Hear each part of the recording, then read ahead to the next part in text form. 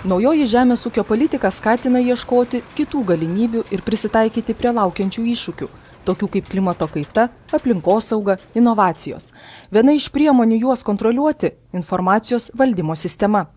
Lietuvos žemės ūkio konsultavimo tarnybos specialistai, remdamiesi ilgamete darbo patirtimi, geriausia tarptautinė praktika ir Lietuvos mokslininkų rekomendacijomis, sukūrė pirmąją ir vienintelę lietuvišką kompiuterinę augalininkystės ūkio valdymo programą.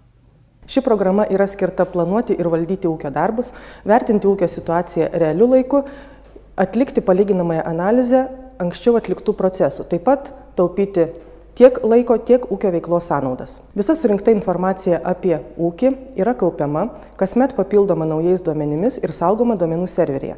Tokiu būdu yra užtikrinamas ūkininko duomenų saugumas, o prireikus norimą informaciją galima pasiekti labai operatyviai. Esame tikri, kad augalininkystės ūkio valdymo programa tai inovatyvus ir naudingas įrankis, neatsiliekantis nuo pasaulinių augalininkystės ūkio valdymo, žemdirbių konsultavimo ir informacinių technologijų plėtros tendencijų.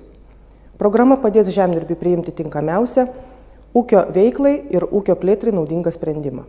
Augalininkystės ūkio valdymo programa leidžia kaupti ūkio duomenis apie kiekvieną naudojamą lauką. Jame auginamų žemės ūkio augalų derlių ir kokybę, valdyti turimas atsargas, planuoti ūkio technologinę veiklą, atlikti plano ir fakto palyginamąją analizę, rengti ataskaitas ūkininkus kontroliuojančioms institucijoms, apskaičiuoti savikainą lauko arba kultūros lygmenių, įvertinti ūkio veiklos rezultatus ir pateikti rekomendacijas veiklos rodikliams gerinti. Susidomėjote? Kviečiame susipažinti su augalininkystės ūkio valdymo programos galimybėmis. Aplankykite konsultavimo tarnybos stendą paviljone kovo 29-31 dienomis Aleksandro Stulginskio universitete vykstančioje parodoje Ką pasėsi? Lauksime!